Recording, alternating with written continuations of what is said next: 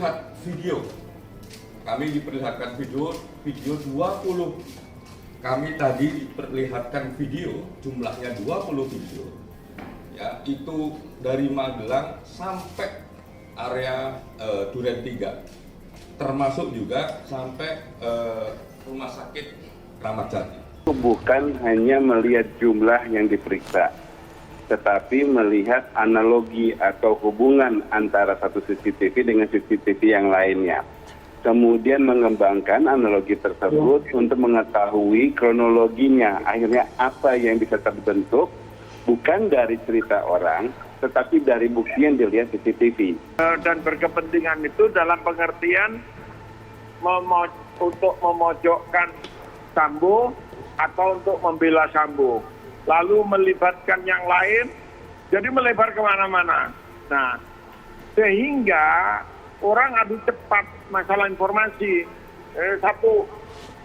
Satu orang atau satu pihak punya informasi sepotong, langsung membuat statement. Nah, itu termasuk polisi. Belum seluruh proses dilakukan selesai, sudah harus menyampaikan ke ruang publik gitu. Dalam kepolisian sendiri ya, itu ada semacam kultur ya. Dia menutupi kerahasiaan ya. Boleh menembak ya, meskipun dilindungi hukum, menjaga kerahasiaan. Dan setia kawan. Ini ada, setia kawan itu dibagi-bagi lagi. Agak jadi pertanyaan juga ya. Karena nampaknya polisi yang menangani itu tidak profesional ya, karena kejadiannya di dalam tubuh polisi, pelakunya polisi ya, lalu yang diduga terlibat polisi, masa 3 hari baru dilemparkan ke publik.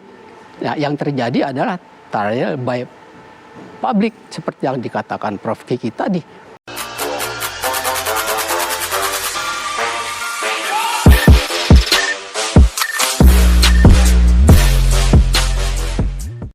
Akhirnya terjawab, Ferdy Sambo lakukan ini saat Brigadir J tewas. Komnas HAM sebut videonya jelas.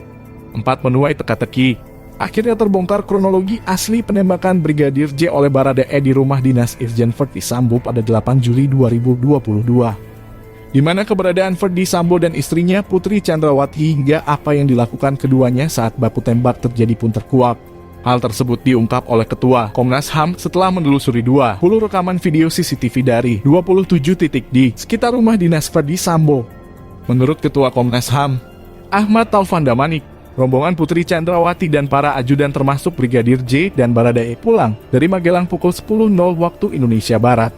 Jumat 8 Juli 2022 kemudian, Putri Chandrawati dan ajudan pun sampai di rumah pribadi Ferdy Sambo di Jalan Saguling, Duren 3, Jakarta Selatan pada pukul 15.40 waktu Indonesia Barat.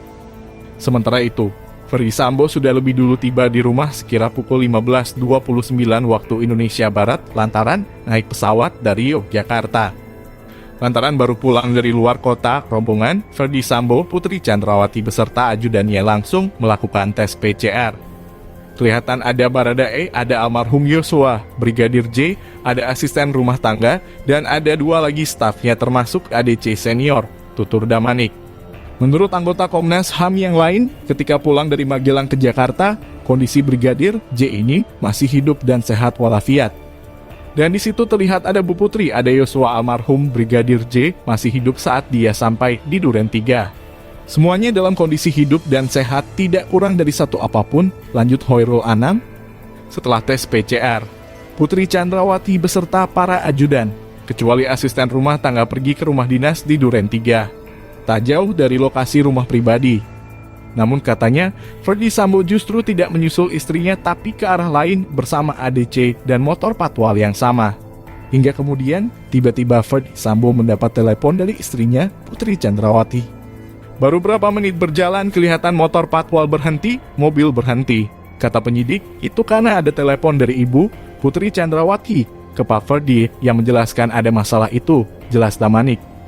Ferdy Sambo lari ke rumah dinas. Istri menangis lihat jasad Brigadir J setelah menerima telepon dari istri. Damanik menjelaskan mobil Ferdy Sambo pun berusaha berbalik bersama dengan motor patwal. Hanya saja mobil rombongan Ferdy Sambo itu kesulitan karena jalan yang sempit. Damanik pun mengungkapkan setelah mengetahui hal itu, Ferdy Sambo pun langsung berlari ke rumah dinas. Kemudian, Damanik menjelaskan pada video CCTV yang berbeda, Putri Chandrawati terlihat menangis dengan didampingi asistennya. Disebutkan Putri Chandrawati ini menangis setelah melihat Brigadir J sudah tewas terkapar di depannya. Putri Chandrawati ini sempat lunglai ketika akan pindah lokasi dari rumah dinas ke rumah pribadi. Gak berapa lama, ibu kembali ke rumah didampingi asisten yang menunjukkan wajahnya menangis. Kenapa kami bisa mengatakan menangis? Karena CCTV-nya sangat clear, kualitas tinggi, ungkapnya. Selanjutnya Damanik mengatakan datangnya mobil provos hingga mobil lain ke lokasi kejadian penembakan. Diduga mobil provos ini datang atas perintah Irjen Ferdy Sambo untuk membawa jasad Brigadir J ke Rumah Sakit Kramat Jati.